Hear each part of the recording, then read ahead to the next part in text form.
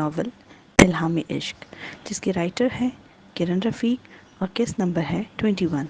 تو چلیں شروع کرتے ہیں۔ سورج کی روشنی اس کے چہرے پر پڑی تو وہ آنکھوں پر ہاتھ رکھتے ہوئے آنکھیں بند کر گئی تھی۔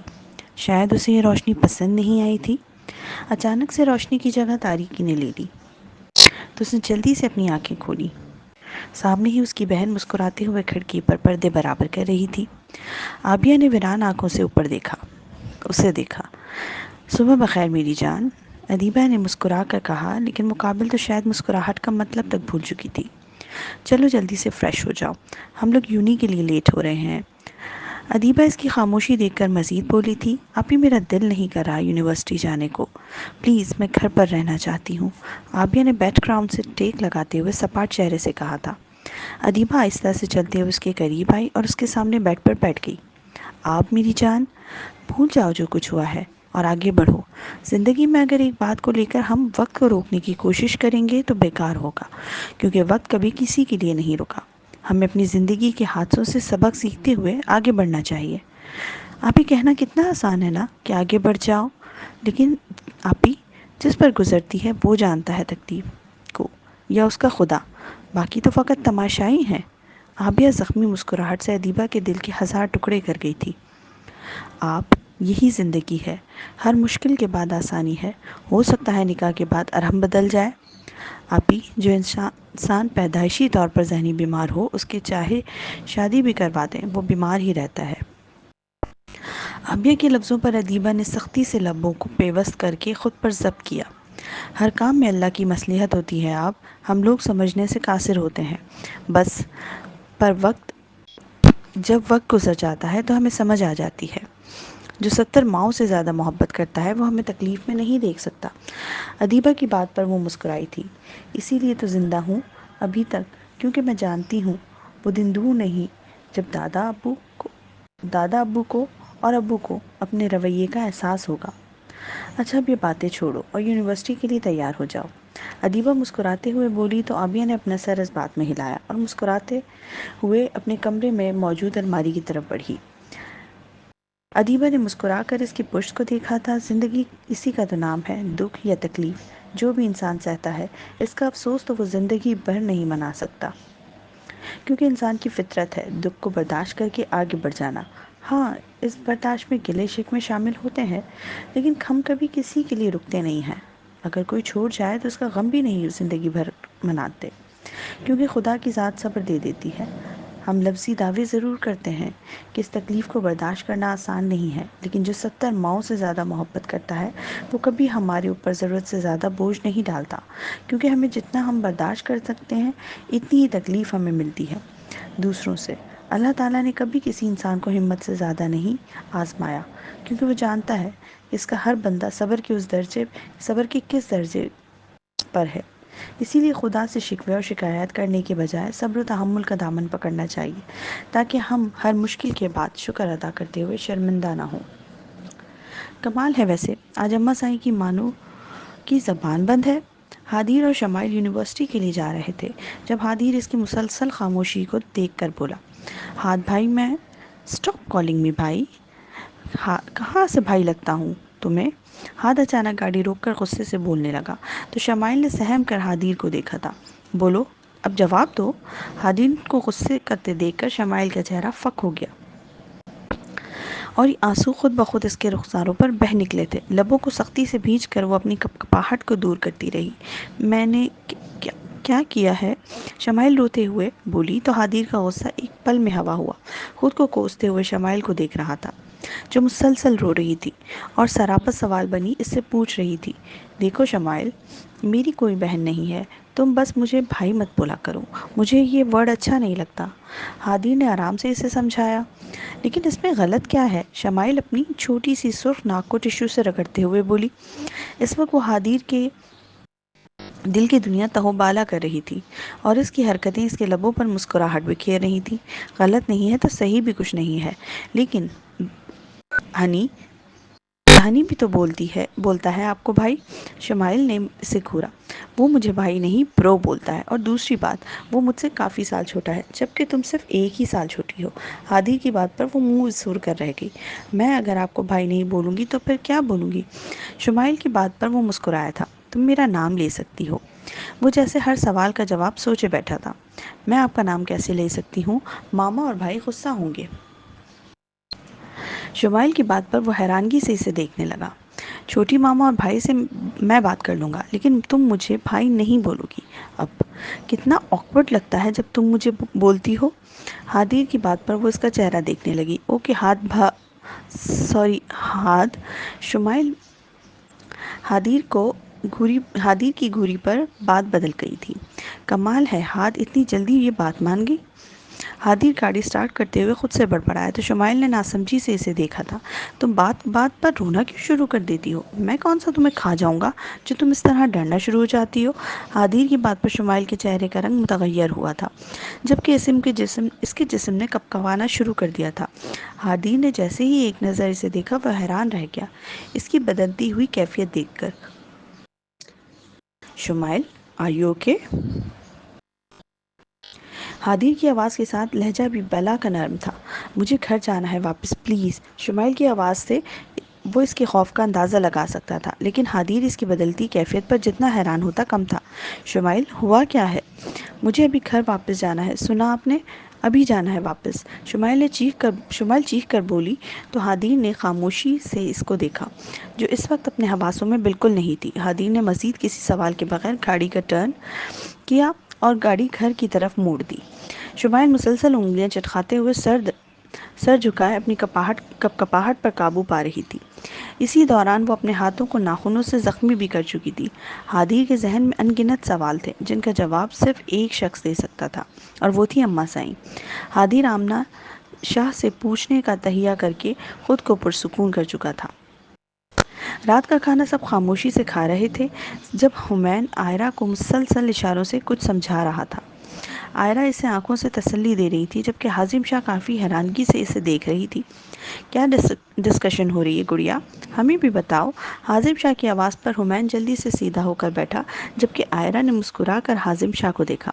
پاپا، وہ ہنی کی برتھ ڈے پر آپ نے اسے کوئی گفٹ نہیں دیا تھا تو حازم شاہ نے سوالیہ نظروں سے عائرہ کو دیکھا تھا۔ پاپا، ہنی کا یونیورسٹی کی طرف سے ٹور جا رہا ہے، سوات 15 دنوں کا تو ہے۔ وہ جانا چاہ رہا ہے، بس آپ کی اجازت چاہتا ہے۔ عائرہ کی بات پر حمین نے شرافت چہرے پر سجا کر اپنے باپ کو دیکھا تھا، جو سنجیدہ چہرہ لیے حمین کو دیکھ رہا تھا۔ میرا نہیں خیال حمین کا جانا اتنا ضروری ہے۔ حازم شاہ نے جیسے بات ختم کی تھی۔ حمین نے بیچارگی سے اپنی ماں کو دیکھا تھا، جو اب تک خاموش بیٹھی تھی۔ شاہ، یہی تو دن ہوتے ہیں گھومنے پھرنے کے۔ اب آپ بوڑھے ہو چکے ہیں تو کیا سبھی اپنی زندگی کو انجوائے کرنا چھوڑ دیں؟ اشال کی بات پر حازم شاہ نے انہیں گھورا تھا۔ اپنے بیٹے کی جس دن تم سائیڈ لینا بند کر دو گی، اس گھر کے اخراجات میں 50% تک کمی آ جائے گی۔ حازم شاہ کی بات پر حمین نے کہکا لگایا تھا، جبکہ عائرہ نے فقط مسکرانے پر اکتفا کیا تھا۔ کیا مطلب ہے آپ کی اس بات کا؟ میرے بیٹا کون سا فضول خرچ ہے؟ اور ویسے بھی میں اپنے بیٹے کو خود پیسے دے سکتی ہوں، آپ کے پیسوں کی ضرورت نہیں ہمیں۔ اشال شاہ نے حازم شاہ کو دیکھ کر ناراضگی سے کہا تو حازم شاہ نے اپنا سر نفی میں ہلایا۔ اچھا، تو تمہارے پاس پیسے کہاں سے آئیں گے؟ اپنے پاپا سے بولتی ہوں تاکہ آپ کو معلوم ہو پیسے کہاں سے آئیں گے۔ علی شاہ کے نام پر حازم شاہ نے خفگی سے اشال کو دیکھا تھا۔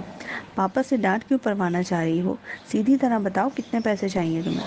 ڈیڈ، پیسے مجھے چاہیے، موم کو نہیں، تو اس لحاظ سے مجھ سے پوچھیں کہ حمین شاہ آپ کو کتنے پیسے چاہیے؟ حمین کی آواز پر حازم شاہ نے اسے گھورا تھا۔ اپنے باپ سے لو جا کر پیسے، گھٹیا انسان، ہر دفعہ میری اور میری بیوی کی لڑائی کروا دیتے ہو۔ حازم شاہ نے اسے گھورا تھا۔ میرے باپ تو آپ ہی ہیں، اور دوسری بات ڈیڈ، آپ لوگوں کا سراسر ذاتی مسئلہ ہے۔ اور حمین ابھی بول ہی رہا تھا جب حازم شاہ کو اپنی جگہ سے بازو فولڈ کرتے ہوئے اٹھتے دیکھ کر جلدی سے بھاگ کر اشال شاہ کے پاس گیا تھا۔ ہاں، کیا بول رہے تھے تم؟ ذرا بتاؤ، اور تم کیوں درمیان میں کھڑی ہو؟ ہٹو پیچھے۔ حازم شاہ نے حمین کو گھورا تھا جو مسلسل مسکراتے ہوئے ان کو مزید سچ کر رہا تھا، جبکہ اشال شاہ کو دیکھ کر وہ مصنوعی خفگی سے بولے تھے، شاہ کیا بچے بن جاتے ہیں آپ، بٹوا دیں اپنا۔ اشال شاہ نے مسکراتے ہوئے کہا تو حازم شاہ نے مصنوعی خفگی سے انہیں دیکھا تھا، کیونکہ ان کے ڈمپلز دیکھ کر تو وہ آج بھی اپنے سارا غم غصہ بھول جاتے تھے۔ حازم شاہ نے قمیض کی جیب سے بٹوا نکال کر اشال شاہ کے ہاتھ میں تھما دیا اور خود جا کر لاؤنج میں صوفے پر بیٹھ کر ٹی وی آن کر لیا۔ کتنے پیسے چاہیے؟ اشال شاہ نے حمین کو دیکھ کر پوچھا۔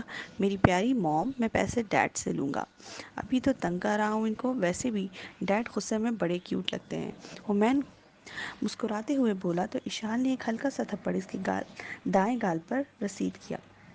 تم نہیں سدھر سکتے۔ اشال یہ بول کر لاؤنج میں حازم شاہ کے پاس صوفے پر چلی گئی، جبکہ حمین آئرہ کو گڈ نائٹ بول کر سیڑھیوں کی طرف بڑھ جاتے ہوئے رکا۔ ڈیڈ، صبح تک کریڈٹ کارڈ میں 80,000 فل کروا دیجیے گا۔ حمین یہ بول کر جلدی سے سیڑھیاں چڑھ کر اپنے کمرے میں بھاگ گیا تھا، جبکہ اشال شاہ نے بے ساختہ کہکا لگایا تھا، بالکل تمہارے بھائی پر گیا ہے۔ حازم شاہ نے مصنوعی ناراضگی سے کہا، جبکہ اشال شاہ کی ہنسی بے ساختہ تھمی تھی۔ میرے بھائی؟ واقعی ہنی میں زندہ ہے شاہ؟ اشال شاہ نے مسکرا کر کہا، لیکن دل کی کیفیت شاید اب بدل چکی تھی۔ اچھا اداس نہیں ہونا، اور جاؤ میرے کپڑے جو صبح پہننے وہ نکالو جا کر، اب میں تھوڑی دیر تک آتا ہوں کمرے میں۔ حازم شاہ نے اشال شاہ کے گال کو تھپ تھپا کر کہا تو وہ اپنا سر اسبات میں ہلا کر کمرے کی طرف چلی گئی، جبکہ حازم شاہ نے بمشکل اپنی انگلیوں کی نمی کو اپنی آنکھوں کی نمی کو رخسار پر نکلنے سے روکا تھا۔ آپ جانتی ہیں آپ کا بیٹا بہت ضدی ہے ماما، اس نے اپنی ضد نہیں چھوڑی اور بابا کی طرح آرمی میں چلا گیا۔ آصفہ شاہ کا ہاتھ تھام کر ان کے پاس بیڈ پر بیٹھی آئرہ نم آنکھوں سے اپنی ماں کا چہرہ دیکھ کر انہیں اپنے دل کا حال بتا رہی تھی۔ یہ تو روزانہ کا معمول تھا اب۔ کبھی کبھی میں سوچتی ہوں کہ میجر کو ایسا نہیں کرنا چاہیے تھا کہ اگر خدا نخواستہ انہیں کچھ ہو گیا تو آپ کی بیٹی شاید اپنی سانسوں کو چھوڑ دے گی۔ میں نہیں جانتی ان کو مجھ سے کیا مسئلہ ہے، لیکن اتنا جانتی ہوں میرے دل پر صرف ان کی حکمرانی ہے۔ آئرہ کے لفظوں پر اس کے آنسو بھی اس کا ساتھ دے رہے تھے۔ آپ کی بیٹی بہت محبت کرتی ہے آپ کے اکڑو بیٹے سے، لیکن اس کو بیان نہیں کر سکتی۔ آپ کے بیٹے کے آگے۔ آپ جانتی ہیں کیوں؟ کیونکہ اگر انہوں نے میری محبت کو ٹھکرا دیا تو میرے پاس جینے کی کوئی وجہ نہیں رہے گی موم، اور میں انہیں کبھی نہیں بتاؤں گی کہ وہ آئرہ شاہ کے عشق کی تصویر میں رنگ بھر چکے ہیں، ایسے رنگ جو کبھی نہیں مٹنے والے۔ میں بہت دعا کرتی ہوں اللہ سے کہ انہیں مجھ سے محبت ہو یا نہ ہو، لیکن ان کی سانسوں کو میری سانسوں کے ہم قدم رکھنا۔ میں بابا کی طرح ان کو کھو نہیں سکتی۔ اب وہ آئیں گے تو میں ان سے پوچھنا کہ آپ کی بیٹی میں ایسی کیا کمی ہے کہ جس کی وجہ سے وہ اتنا سخت رویہ رکھتے ہیں، کبھی بھی مسکرا کر بات نہیں کرتے مجھ سے؟ کیا میں اس قابل نہیں رہی یا کبھی قابل ہو ہی نہیں سکتی؟ آئرہ شاہ بولتے ہوئے اپنا ضبط ہار چکی تھی۔ یہ تو ہر رات کا معمول تھا اس کا، لیکن آصفہ شاہ اب بے حس بن چکی تھی، جنہیں کچھ بھی سنائی نہیں دے رہا تھا، شاید اپنی بیٹی کے لفظ بھی نہیں، اور نہ ہی اس کے آنسو دکھائی دے رہے تھے۔ آئرہ نے روتے ہوئے آصفہ شاہ کی پیشانی پر بوسہ دیا اور خود بیڈ کی دوسری طرف آ کر لیٹ گئی۔ شاید ہی کوئی اس کے آنسو صاف کر کے اسے تسلی دیتا، لیکن کوئی نہیں تھا۔ وہ تنہا مسافر بن چکی تھی، خاردار راستوں کی اور ان آزمائشوں کی جن میں وہ پل پل جیتی اور مرتی تھی۔ واپسی کب تک ہوگی تمہاری؟ نہیں، میں تمہارے گھر آ جاتا ہوں، بس مجھے تم سے مل کر ضروری بات کرنی ہے۔ یہ تو اب تم چاہتے ہی نہیں ہو کہ میں تم سے ملوں۔ ہاں ٹھیک ہے، آتا ہوں 10 منٹ تک۔ ہاتھی اس وقت ہمنا کے گھر سے تھوڑی دور ایک ہوٹل کے کمرے میں موجود تھا اور احان بھی اس کے ساتھ تھا۔ ہاتھی جلد از جلد ہمنا کو اپنے پیار کا یقین دلا کر اس کے ذریعے کوبرا تک پہنچنا چاہتا تھا، کیونکہ کوبرا کو آج تک کسی نے نہیں دیکھا تھا۔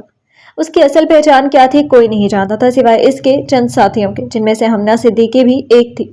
ہمنا سے بات کر کے اس نے جیسے پیچھے پلٹ کر دیکھا تھا، احان کھڑا شرارتی مسکراہٹ کو لبوں پر سجائے اسے دیکھ رہا تھا۔ اب کیا ہوا؟ ہاتھی نے سنجیدگی سے پوچھا۔ ویسے سر، آپ اتنی اچھی ایکٹنگ کر کیسے لیتے ہیں؟ نہیں، مطلب سیانے کہتے ہیں جو شخص فیل کرتا ہے ایکٹنگ کمال کر سکتا ہے۔ تو کیا میں اس ہمنا کو بھابھی نمبر 2 کے درجے پر فائز سمجھوں؟ احان کی بات پر ہادی نے اسے گھورا تھا۔ تم جانتے ہو احان تم اب تک میرے ساتھ کیوں ہو؟ ہادی نے پلٹ کر اس سے پوچھا تھا۔ ہاں بالکل، کیونکہ میرے بغیر یہ مشن نامکمل ہے۔ احان نے فخریہ انداز میں اپنے کالر جھاڑے تھے۔ ہادی نے اپنا سر نفی میں ہلایا تھا۔ احان کے جواب پر وہ بمشکل اپنی مسکراہٹ کو لبوں میں دبا گیا تھا۔ تمہارا کچھ نہیں ہو سکتا احان، सर अब ऐसा तो ना बोलें, शादी तो हो ही सकती है, ये क्या बात हुई? कुछ नहीं हो सकता, और अल्लाह ने चाहा तो 5-6 बच्चों का बाप भी बनूंगा। आहा ने मुंह वसूल कर कहा तो इस बार हादी वाकई अपनी मुस्कुराहट को जब्त ना कर सका और मुस्कुरा दिया। उसके मुस्कुराने पर डिम्पल्स वाजे हुए तो आहान को शरारत सूझी थी। वैसे सर अगर मैं हमना की जगह होता तो कसम से अब तक आपसे शादी कर चुका होता। और जस्ट शट अप आहान, कुछ तो सोच कर बोल लिया करो। हादी ने उसे झिड़का था। ए ले, सोच की बोला है? आपके डिंपल्स पर तो कोई भी लड़की फिदा हो जाए। वैसे डॉक्टर भाभी भी क्या इन्हीं डिंपल्स पर जान देते हुए आप पर निसार हुई हैं? मुझे यकीन है कि ऐसा ही है, क्योंकि मुंह से तो आपके अंगारे निकलते हैं। आहान के सवाल और खुद ही जवाब देने पर हाथी ने उसे घूरा था। मुझे ऐसी रिवायत चाहिए आहान जिसमें उस हमना की सारी बातें रिकॉर्ड भी कर सकूं, लेकिन उसे शक भी ना हो, क्योंकि तुम जानते हो उसके घर की सिक्योरिटी को। अगर कोई भी कैमरा हुआ तो पकड़ा जाएगा। हादी की बात पर वह मुस्कुराया था। बदले में मुझे क्या मिलेगा? तुम्हें एक अदद गोली, वो भी सीधे दिमाग पर। अब बताओ, क्या है तुम्हारे पास ऐसी डिवाइस? क्या है तुम्हारे पास ऐसी डिवाइस? हादी ने उसे घूर कर कहा तो आहान ने अपने बैग से एक लेंस की डब्बी निकाली और उसे हादी की तरफ बढ़ाया। आहान, मैं मजाक के मूड में बिल्कुल नहीं हूँ, बताओ कहाँ है डिवाइस? है भी या नहीं? सर मजाक कौन पागल करे, ये लेंस कैमरा है जिससे आप हमना पर फोकस करके उसकी बातें रिकॉर्ड कर सकते हैं। और हाँ, जब जब आप उसके घर की सिक्योरिटी से गुजरेंगे आंख बंद कर लीजिएगा, कैमरा खुद ऑफ हो जाएगा। इसी तरह किसी को मालूम भी नहीं होगा कि आपके पास कैमरा है। आहान की बात पर हादी मुस्कुराया था और वह दिल में वाकई उसका शुक्रगुजार हुआ था। सर शुक्रिया की जरूरत नहीं है, बस जब तक यहाँ है मेरे लिए भी कोई लड़की ढूंढ ले ताकि मेरा भी वक्त गुजर जाए। आहान की बात पर हादी ने उसे घूरा था। तो मैं सिंगल लेकर आया था और सिंगल ही लेकर जाऊंगा, याद रखना। अब ये बताओ, इस कैमरे का कोई साइड इफेक्ट तो नहीं है? हादी लेंस की डब्बी को खोलकर बोला था। सर इसकी सिर्फ 2 घंटे तक इस्तेमाल कर सकते, क्योंकि बाद में इसकी रेज आईज को डैमेज करना शुरू कर देती हैं। और हाँ, ये ब्राउन कलर के ही हैं तो किसी को शक नहीं होगा आपने लेंस लगाया, खास करके भाभी जी नंबर 2 को।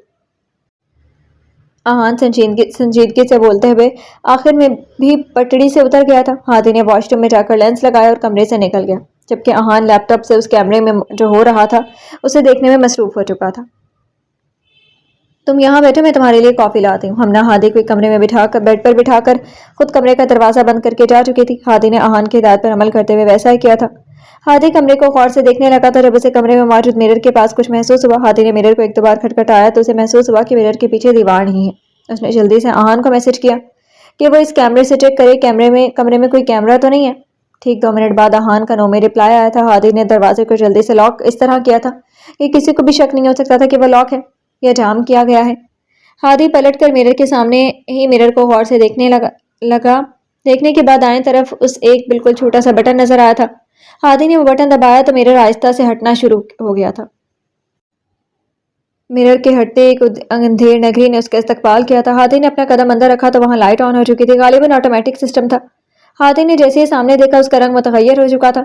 सामने हातिब को जंजीरों में बेरहमी से बांधा हुआ था। हातिब का सर दाएं तरफ था, जबकि बड़ी सी दाढ़ी और कमजोर हड्डियां उसकी नाकिस सेहत का पता साफ दे रही थी।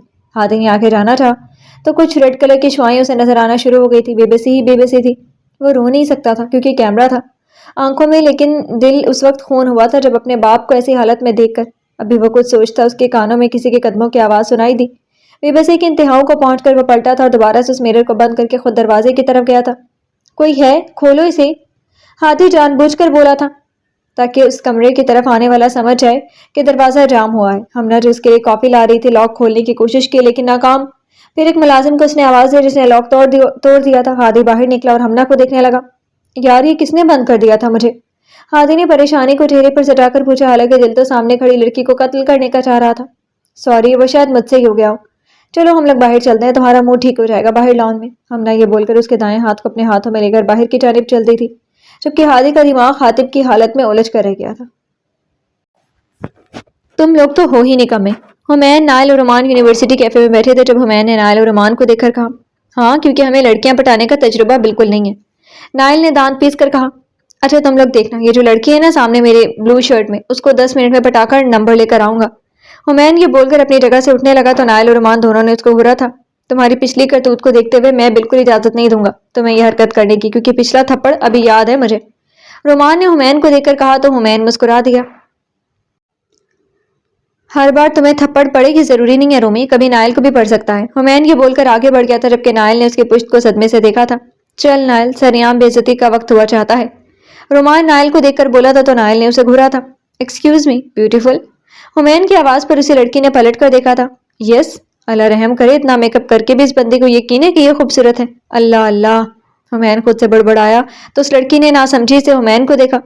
حمین، مس آپ بہت پیاری لگ رہی ہیں، اور آپ غالباً میرا نمبر لینا چاہتے ہیں کیونکہ آپ کو مجھ سے پہلی نظر کی محبت ہو گئی۔ اس لڑکی نے حمین کو دیکھ کر اپنی دائیں آنکھ کا کونا دبایا تو حمین کو صحیح معنوں میں شوق لگا تھا۔ نہیں، میں تو وہ…